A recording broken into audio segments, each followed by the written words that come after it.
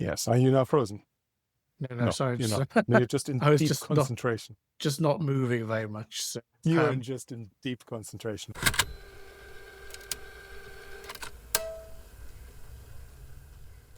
hey, hello everyone.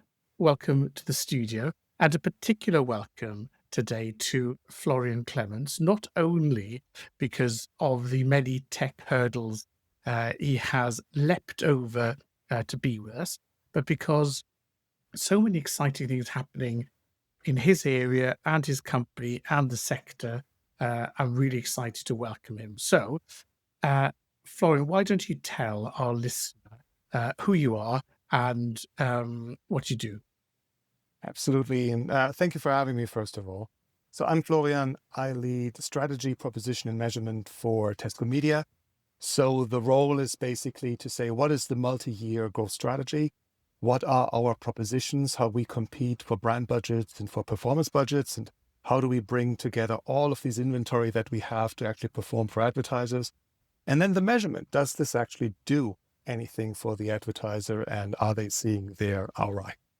Great. Now we've jumped straight in to the sort of media side of it, of course, because that's where you work. But let's just put that in context, because recently there was some research that showed that Tesco has regained the crown as biggest grocer in the UK, one of the biggest retailers in the UK, and now my facts might be wrong, but approximately £1 in every 10 is spent with Tesco. So that's a pretty incredible number. And then you have access now to all of that data based and building out from the dunnhumby legacy. So that's quite an incredible starting point. It's like turning up to the 100 meters race with a jetpack strapped to your back and standing on a skateboard. So you're starting from a great place here, Florian. Absolutely. So look, so Tesco Media is basically a joint venture of Tesco and dunnhumby. And dunnhumby is of course a full subsidiary of Tesco. But it's just, it's very clear to me that retail media is always building on the strength of the retailer. And Tesco has now 28% share in supermarket market share. Of course, within total retail, it is more like 10 or 11%, but at least for the CPGs, who are our core advertisers, so this is about a good quarter of their in-store sales. We have 24 million Clubcards among the 28 million UK households, which is a really good household penetration. That's pretty good penetration. And then in store for the brick and mortar sales in store, more than 80% of the revenue is Clubcard tag. So in terms of the retailer base that we have, that's already very strong. And then of course, dunnhumby has decades of data science, machine learning, have worked so many years in insights generation and just identifying business opportunities for CPGs, and then what to do about these business opportunities and how to use them as the starting point of your planning process. That's also for us a very strong thing that we are bringing together. So the lead team that I'm on is about a third Tesco people, a third dunnhumby people, and a third external hires like myself. So it really brings together this fusion of the retail side and the media side of retail media.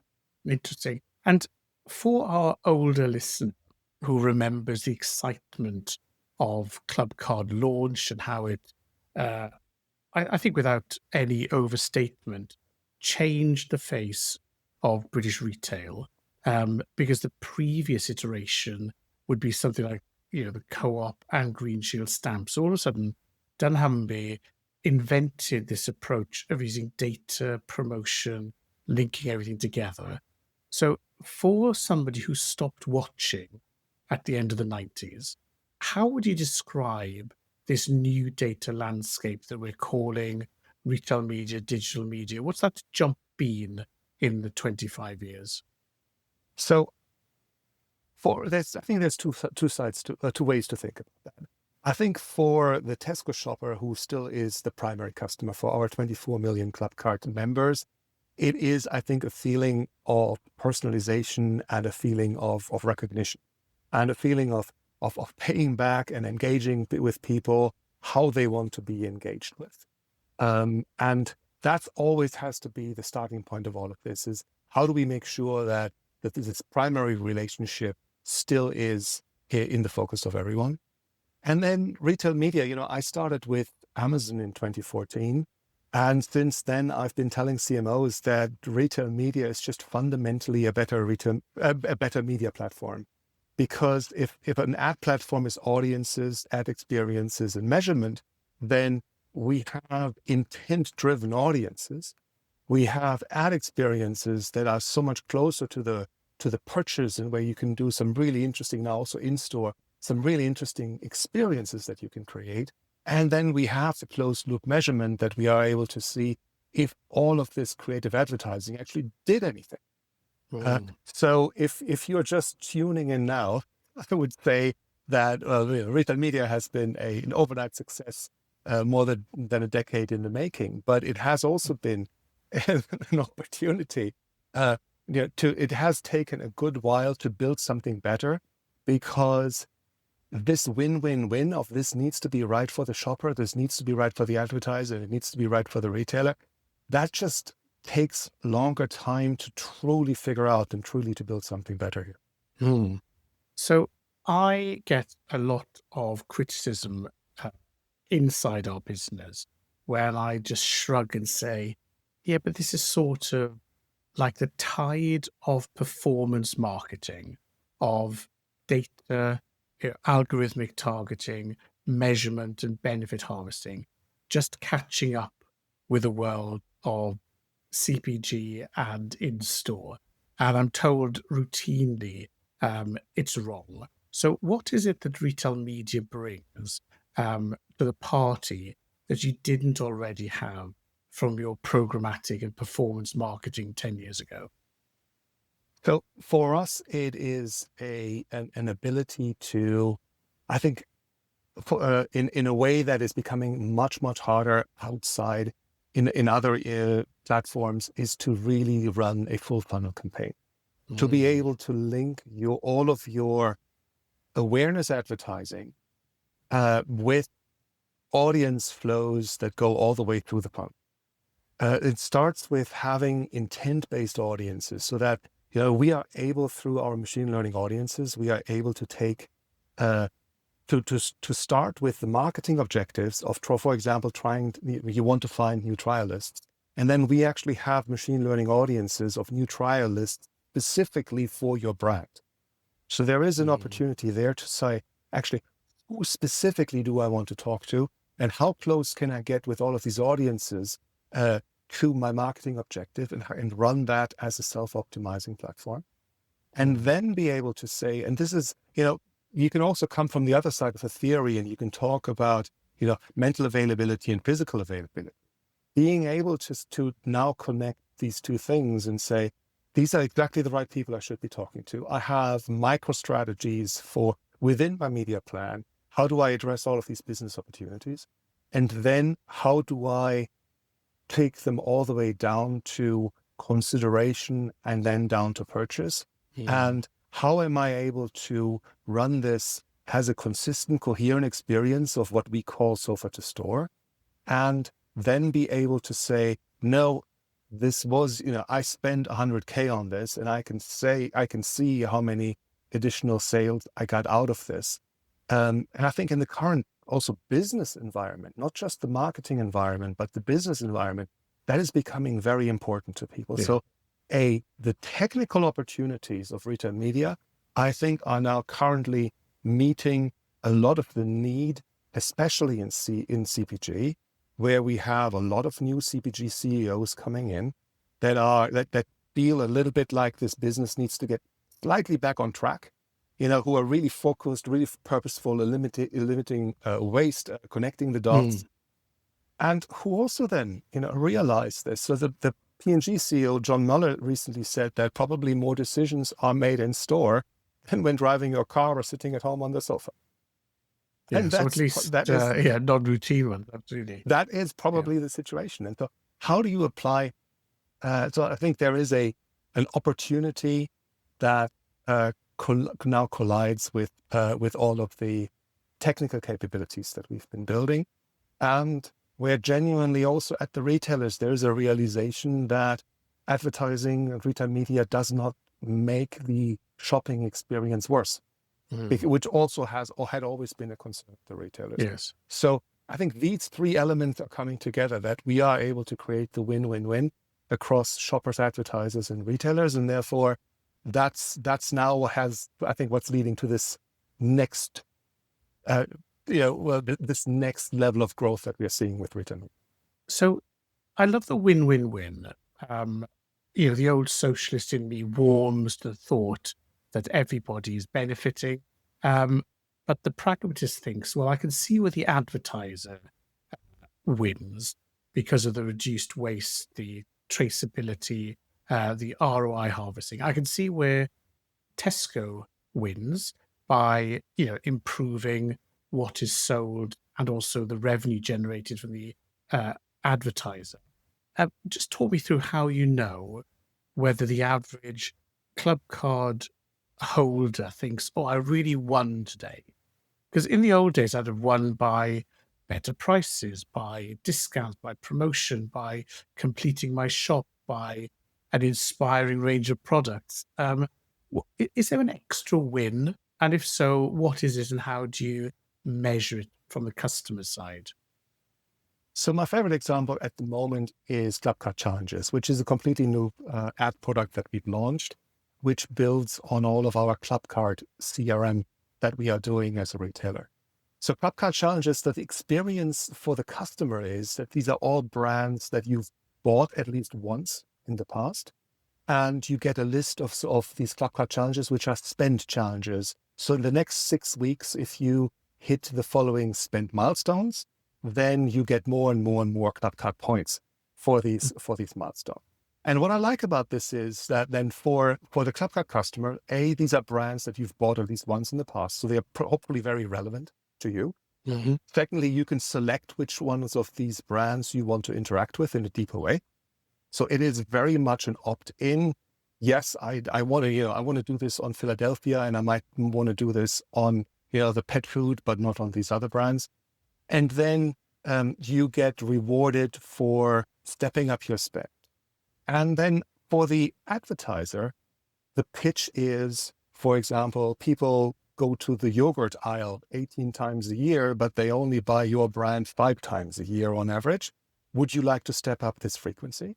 And actually, yes, you need to pay for these Clubcard points, but you only pay if people convert, if people then actually buy your product. So it's also zero risk for the advertiser to then be part of this pool of Clubcard challenges. So I think we are able to create experiences here that are very much opt-in, but that are also very transparent for the advertiser. And while this is just a first thing that we've launched, and while this doesn't answer all of the objectives of advertisers, it's very much in the loyalty space, but it is something where I just like the transparency, the immediacy for both sides here. Interesting. I'm enjoying as well how the reward and risk calculus switches a lot. So it's not as much top down, it's post performance. So there's quite a lot there to play with. Now, our regular listener would be thinking, Ian, you jumped into the stuff and followed your interest, but you didn't let Florian tell us his career path. And so people would be thinking, this all sounds fantastic, but how do you get there? And for example, when Florian moves on, how do I get his job?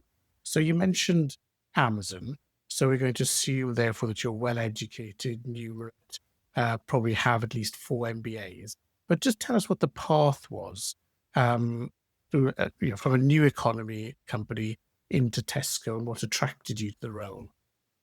Let me actually start by mentioning that I was a P&G laundry brand manager in Germany. So excellent. So therefore, I was very clear to me. So basically, my background is a very much CPG, street fight, get the pallets in store, get the TV copy on air.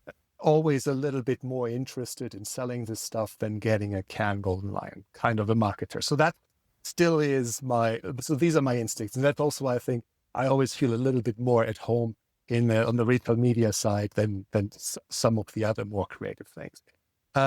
So that was my first role. So for brand manager at P&G, and then also at Danone Baby Nutrition. So I've also done global TV copy. And for example, here, this is for in UK, that's Cow and Gate.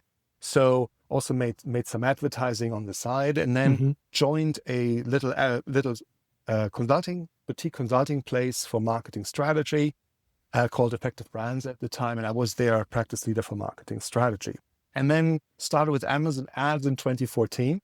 As one of the global client leads. A couple of things happened. I was the last person standing, and then in 2014, I was head of global accounts.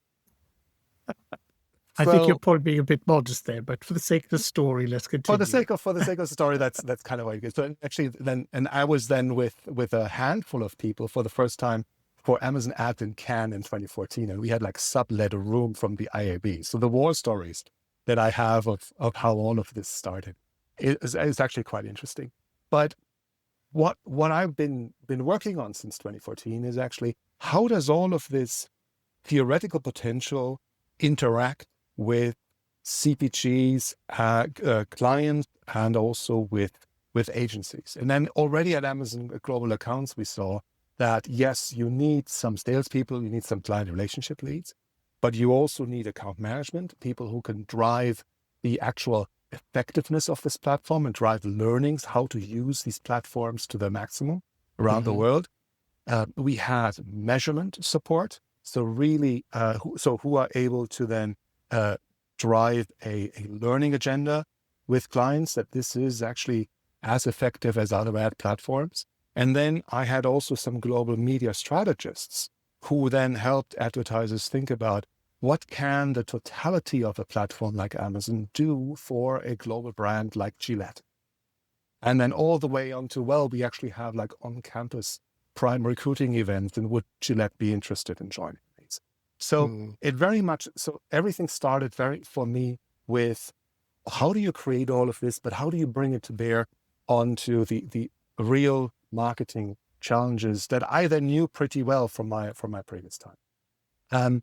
And then now, between this role at Amazon and my current role, I also spent 1.5 years with IRI, now called Circana, driving the unification of EMEA sales teams for media measurement and analytics.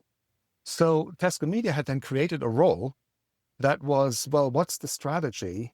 What are our retail media propositions, and what do we actually do with all of this inventory for advertisers? And what is the measurement? And that just happened to be a really good fit with my CV, and the role had been created without actually them ever having known me. But so the interview, if you want to know how to get the role, so the interview was actually quite a high risk, because I pitched them 10 questions that I think they needed to answer now.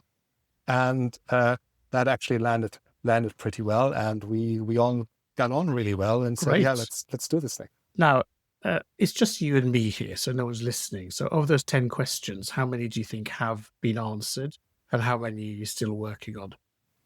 I still think we are working on some of them. So the really big answer, the really big question for all of these retail media platforms is, how do we go just beyond trade? And how do we drive the true incrementality, which is accessing brand budgets and having a true branding impact? But that is an extremely high bar, because you need to prove to advertisers that you can have a branding effect that is on par with other big brand building platforms, and who could be, TV adjacent, or could be on your phone, autoplay video, all of the platforms. And therefore, that is a really high bar. And since my Amazon days, I know that all traffic lights need to be green.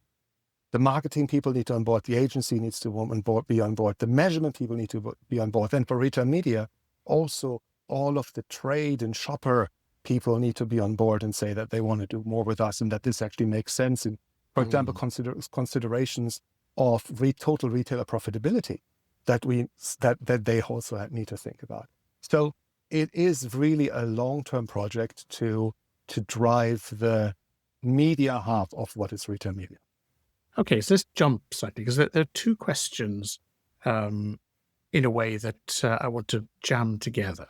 So one is dunnhumby is a perfectly effective, functioning organization. Um, why did you need to build something internally? Is the first part of the question. And on the basis you obviously did, let's also look then at maybe the change and implementation uh, implications, because just for that last sentence of yours, there's an awful lot of people to pull together. So, to summarize my terrible two-part question, um, why did you need to go internally and build this new team rather than just use dunnhumby? And what have been the change management implications and successes as the retail media team has solidified? So first of all, this is dunnhumby in the end. So the Tesco Media, the vast majority of the Tesco Media people are on dunnhumby contract, but it is a very specific, in tech you would say single-threaded uh, team that Yes, is a clear 100% mission focused. That is focus. 100% focused on making Tesco Media UK happen. And you know that Yeah. dunnhumby does great work around the world, uh, including Walmart Insights and so on. So there's a lot of other really great teams that are focused on other retailers Hmm. and other missions. But we wanted to create that clarity, but the clarity also comes from the Tesco execs, where it is clearly one of the top priorities for Tesco Group, and where we have direct engagement with the group CEO, CFO, the CEO of the UK business, and so on, where um, everyone is really trying to drive this as a strategic priority. Mm. The other importance now, once you have this, is you have a lot of people who are waking up in the morning, how to practically make that happen on the layer below. And then, for example, online on-site, that is about, for example, testing of ad placement. Like, how do you balance advertising objectives and space with an overall customer journey and the limited real estate, for example, that you have in the Tesco app? So immediately when you put in new ad space, you see effects in average scroll depth going up. And so there's a lot of Mm. practical questions that you then need to answer of how do we balance all of these advertising opportunities and needs with the main thrust of the business, which of course still is being a retailer. And the But other then thing, within that, but sorry yeah, to interrupt, Brian. no, absolutely. In your previous statement, you mentioned trade, for example. So whenever you come new into an organization and you're trying to work cross-functionally, then I'm sure all your colleagues are lovely collegiate people. But if I'm focused on trade or trade for soft drinks, or I'm category manager for, one part of your enormous stock, then my objectives are local and specific. Equally, there'll be existing relationships with advertisers, um, existing marketing initiatives.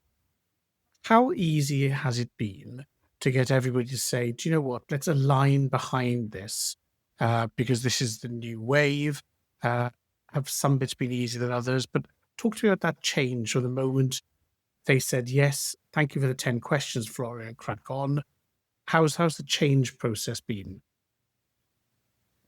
The key thing here is the I think there's two sides of this. Basically, there's a supply side and there's a demand side to this. On the supply side, it is about convincing the retail side of the house that advertising is not going to make them a worse retailer, and being able to show that Right.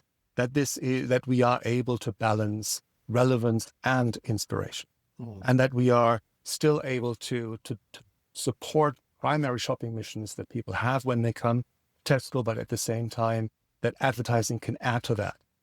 So one of the examples is now we are installing really big screens now when you walk into the big Tesco's, Mm. Power L1 screens. And this is the first time that we are converting trading space now into screen space. And we are only able to do that because we are able to show that this sparks incremental trips down aisles that people would not have taken otherwise. So really, again, balancing that. Right. But that's one half of it. And I think then the other half of that is the demand side, where we are now seeing that because we are then a significant retailer, but also now a significant media platform, that the big CPGs are having much bigger, longer conversations with us around what is a multi-year category strategy. They are sharing much earlier with us what are the new launches that they are planning. And actually, we are able to support a much more holistic go-to-market. And you see how many of these new NPD, these new launches fail.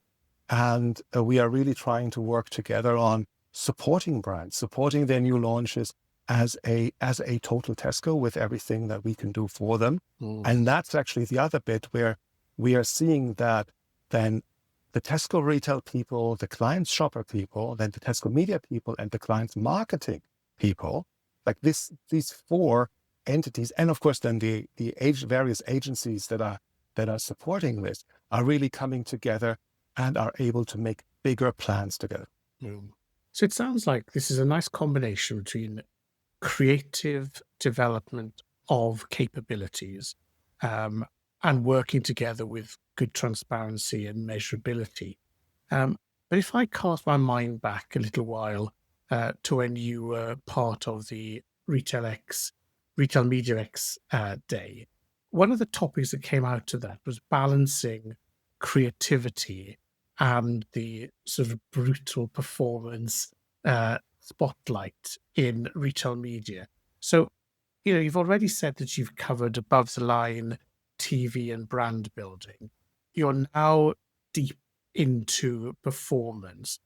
Where do you see this creativity versus performance gap, difference, or do you think it's possible to have both? I think it's possible to have both. I mean, generally, I would only recommend to go further up the funnel and start creating demand if you are pretty sure that you are going to have a above average chance to harvest this demand that you're creating. So that once you have your lower funnel sorted out, that's when you start going upper funnel. I still think that's the opposite of, if I was an old-fashioned marketer, I would say, look, until I've spent money on, awareness and excitement, there is no funnel. So are those two things different, or am I just being old-fashioned? It might just also depend on the categories, because grocery is so habit-driven that people keep repurchasing. We are seeing that 30-40% of people's baskets are actually populated out of their favorites and usuals. So there's a lot of just repurchase happening in grocery.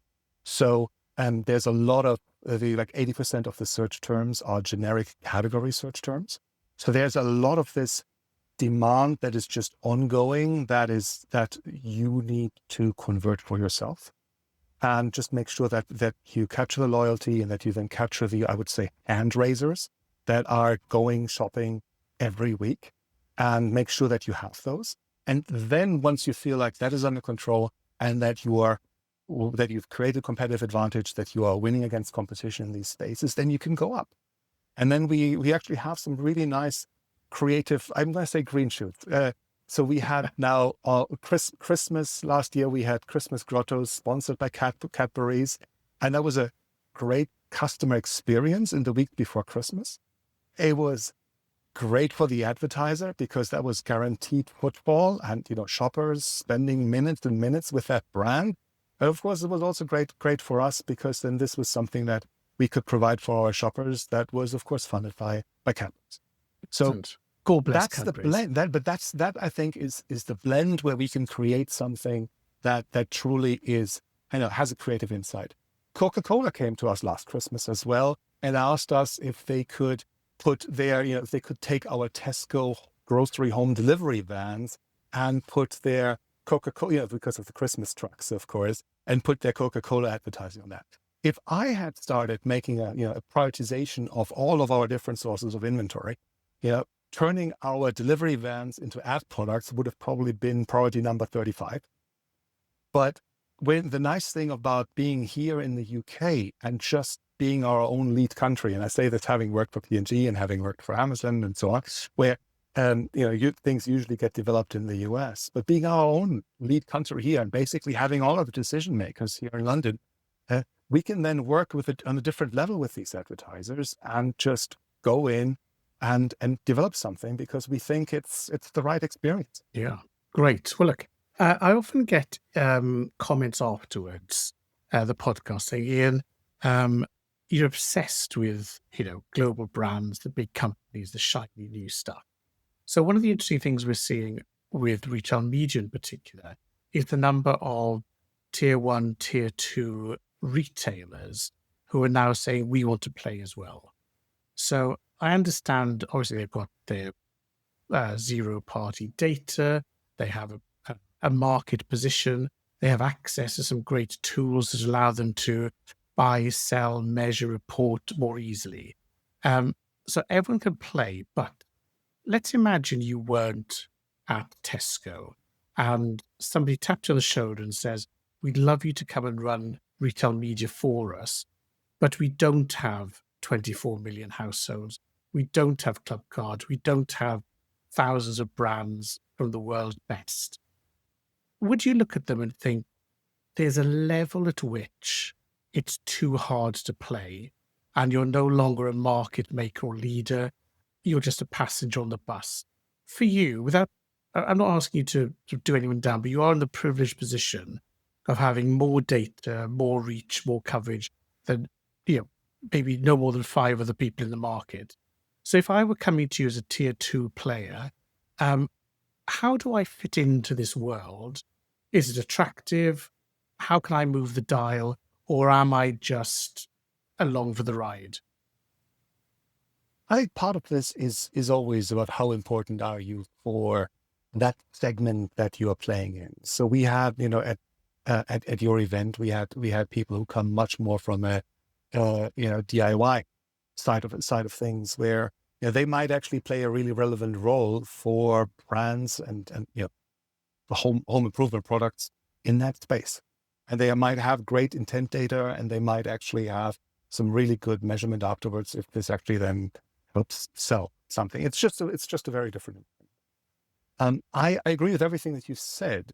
The other side of this is just a question of demand. If you are, then at some point, if you are the 10th retail media platform, or if you are the 10th financial data advertising platform, which are also now emerging, there is probably going to be a point when people will only want to deal with you in aggregate through the LiveRams or Skies or whoever the integrators are of this world, because they just don't have the bandwidth. If you look at the CPGs, probably their headcount is not going up from all of the announcements of the last couple of weeks and months. But also, if you look at the pressure that agencies are under, at some point people will have to draw the line and just say, look, can you just insert all of this into one of the existing platforms, and that's going to be your monetization.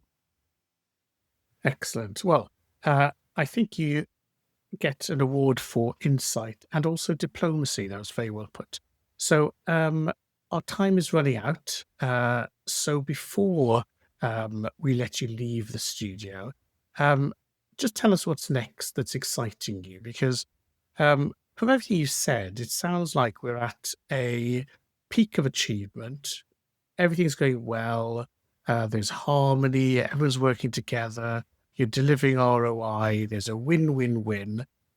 Is it time to kick back now and just enjoy the next couple of years? Or is there something where there's some fire in your belly saying, I can't wait to get stuck into A, B, or C? Just give us one of those that is going to come next on your agenda. I think one thing is definitely for us going to be to truly drive an omnichannel platform that can have that is self-optimizing across all of the different ad products. We have 25 different ad products with on-site search and display, in-store, the POS, cardboard and screens, but now coupons, Clubcard challenges, and so on and so on. How do you create a truly omnichannel platform, from business opportunities to planning, to the execution, to live optimization, to measurement, and take that all back into planning, that if clients then come to you and say, I have 100K, what do you want me to do with it? That you can have a science-based answer of how this is going to drive the business. So I think I'm really excited about that side. And then, I mean, the other bit that probably everyone currently has an eye on is what is actually going to happen with AI in the e-commerce space. And I can probably see right now, I can argue a full bear case and a full bull case for AI. And, the bull case is, look, grocery is built on habits and AI can disrupt these habits. And, already now, if you look at our Whoosh quick home delivery in an hour, 40% of those purchases are new to brand because people want a sensitive toothpaste, but they don't really care which sensitive toothpaste out of the 3-4 top brands it is. And so if the constraint inventory and whatever the suggestion is, it's fine. So you can already see, so I can totally argue that bull case, but I can also then argue the bear case. I was at Amazon in these heady years, 2015 to 2020, and I saw like these dash repurchase buttons and just walk out stores and delivery drones. And that's all dead. And these delivery drones didn't really win against some guy on a bike.